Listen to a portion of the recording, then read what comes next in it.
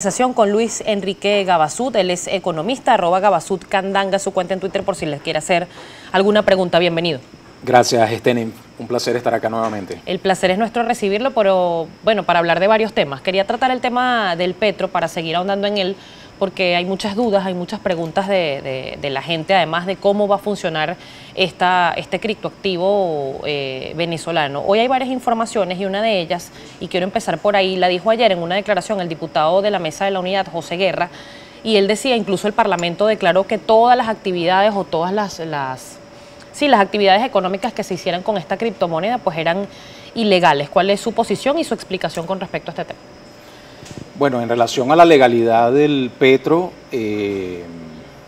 no creo que exista ningún tipo de violación o de impedimento en el ordenamiento jurídico vigente para que el petro funcione de la manera como está previsto que funcione. Los estados soberanos son precisamente eso, pues son soberanos para emitir compromisos, obligaciones. El petro no es una obligación, ahí hay una gran confusión. Se ha pensado que el petro, por el hecho de estar respaldado en recursos naturales, en riquezas que están en el subsuelo de la República, tiene alguna suerte de garantía hipotecaria sobre ese subsuelo y que por lo tanto estaría violentando preceptos constitucionales. ¿Y se puede respaldar en algo que no ha sido explotado? Lo que ocurre es que el respaldo, si tú lees bien el white paper, es una garantía de reconocimiento del valor del petro por parte del Estado. No es una garantía hipotecaria sobre ningún tipo de recurso natural. Me explico, el Estado no está obligado, si tú tienes un petro, tú no te presentas como, por ejemplo, era en el caso del sistema del patrón oro, que tú tenías un billete que estaba respaldado en oro por un banco central y entonces tú te presentabas a ese banco central con tu papel moneda y el banco central estaba obligado a entregarte la cantidad equivalente en onzas de oro que ese papel moneda representaba. En el caso del petro no hay tal cosa, es decir, no es que tú vas a tener un petro y entonces tú te vas a presentar en el Banco Central de Venezuela o en la Superintendencia de Criptoactivos de Venezuela y le vas a decir, mira, aquí está tu petro, dame el barril de petróleo o dame el oro. No, eso no está previsto en ningún momento, no es esa la naturaleza del respaldo, por lo tanto no está comprometido el recurso natural. El recurso natural es una garantía para el inversionista, para el tenedor de petro, de que el valor del petro siempre va a tener un piso, es decir, nunca va a caer por debajo el valor del petro de lo que ese recurso natural representa, en este caso el equivalente de un petro a un barril de petróleo de la cesta venezolana como haya sido cotizado en los mercados internacionales al día inmediato anterior. Y eso siempre va a ser así, el petro jamás va a poder caer por debajo de ese valor. Un poco para que la gente lo entienda, el presidente ha dicho varias veces, el presidente Nicolás Maduro ha dicho en repetidas oportunidades que el petro es un mecanismo venezolano, una criptomoneda venezolana para liberarnos de este poder que ha tenido el dólar o la divisa estadounidense en este caso.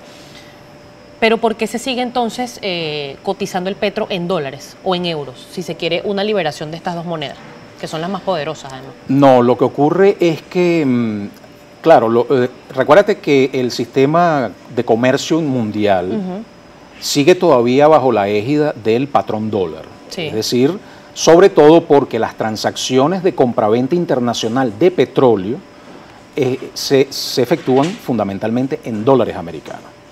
Esto es lo que se conoce como el petrodólar, ¿no?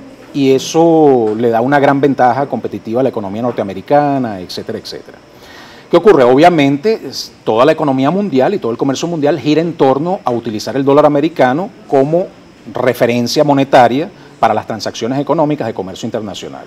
Sin embargo, eso está cambiando y para nadie es un secreto el avance extraordinario que ha tenido el yuan. Ya de hecho están los contratos a futuro de venta de petróleo denominados en yuanes, que es el petroyuan, que le planta cara al petrodólar y que probablemente la estrategia de China sea en los próximos años desplazar al petrodólar por el yuan.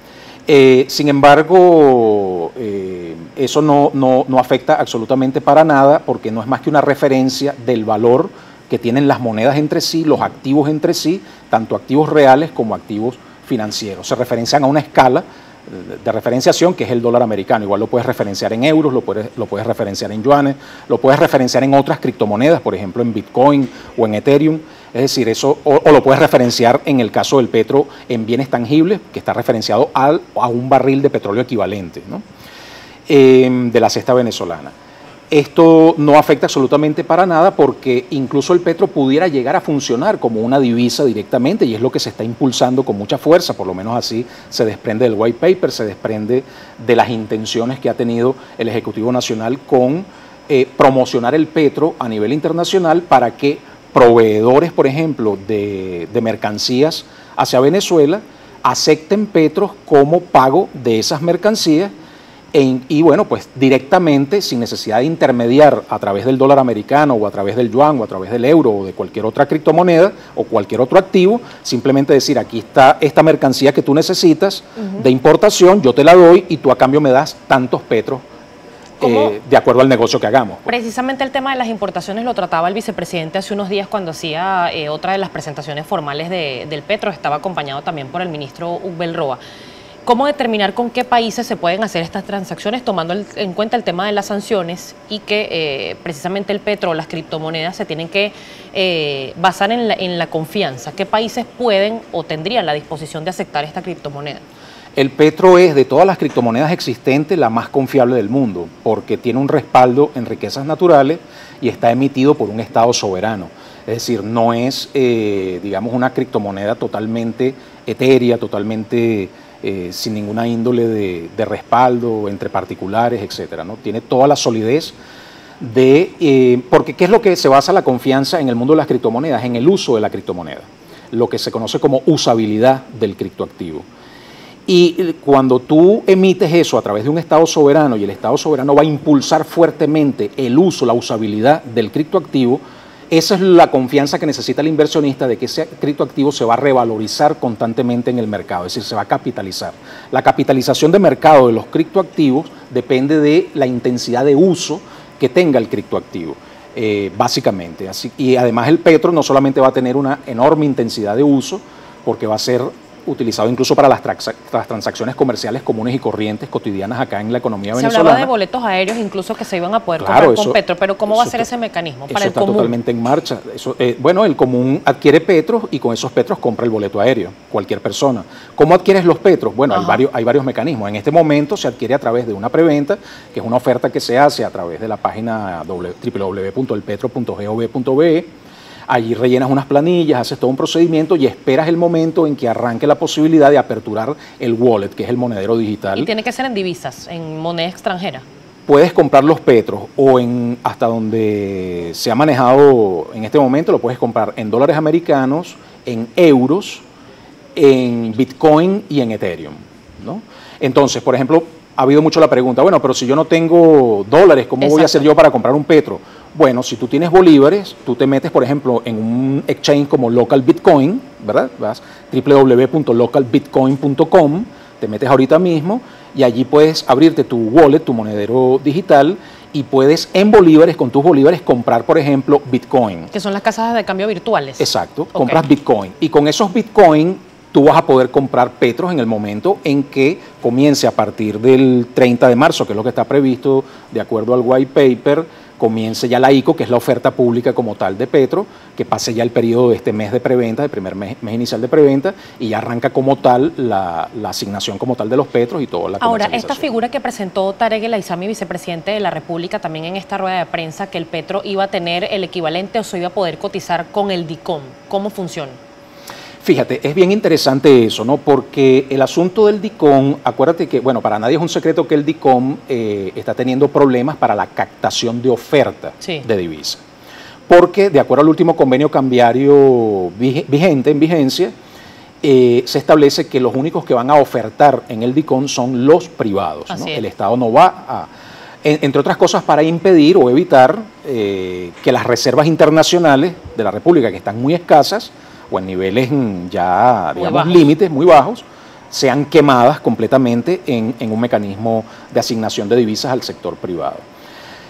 Claro, como la tasa de cambio del DICOM no está a los niveles de la expectativa que tienen los particulares en relación a la obtención de bolívares a cambio de sus divisas, y como la gran mayoría de las divisas, el grueso de las divisas, en poder de particulares en Venezuela, está concentrada en grandes capitales, que al mismo tiempo son los grandes monopolios acá en Venezuela, estos grandes capitales no necesitan quemar sus divisas a cambio de bolívares, porque tienen los bolívares extraídos de la actividad monopólica que detentan en el mercado de bienes y servicios en el país. Por lo tanto, lo que te queda como potencial oferta privada en una subasta como el DICOM son los pequeños tenedores de divisas, pequeñas personas naturales, pequeños hogares, pequeños comerciantes, algunas medianas empresas que pudieran estar interesadas en obtener bolívares a cambio de sus divisas. Pero no las van a entregar en el DICOM cuando lamentablemente por culpa del marcador de guerra que es el dólar today, pues tienen la posibilidad de en un mercado negro transar esas divisas y obtener muchos más bolívares de los que pueden conseguir en el DICOM. Eso es una realidad. ¿Qué ocurre? Es interesante que el Ejecutivo Nacional haya previsto o esté planteando generar un atractivo para los tenedores de divisas para que cambien esas divisas, oferten esas divisas en el DICOM. ¿Cuál es ese atractivo? El petro.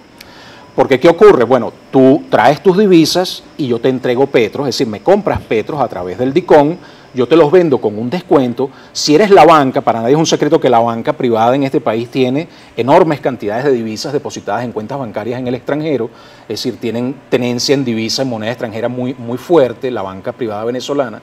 Y es lógico entonces que, bueno, si tú eres banquero y tienes esas divisas, yo te ofrezco darte petros con un descuento interesante y además te ofrezco que lo puedas capitalizar como parte de tu patrimonio, ¿no?, empresarial, que es una ventaja desde el punto de vista contable, desde el punto de vista financiero, desde el punto de vista de costo de capital para cualquier empresa bancaria. Y precisamente vamos a desglosar mejor ese tema, que era una de las explicaciones también, porque tengo que hacer una pausa a esta hora para no dejar la idea por la mitad. Estamos conversando con Luis Enrique Gabasud, él es economista. Si tiene preguntas, @primerapágina, y nos recuerda su cuenta en Twitter, por favor. Gabasud, @Gabasud.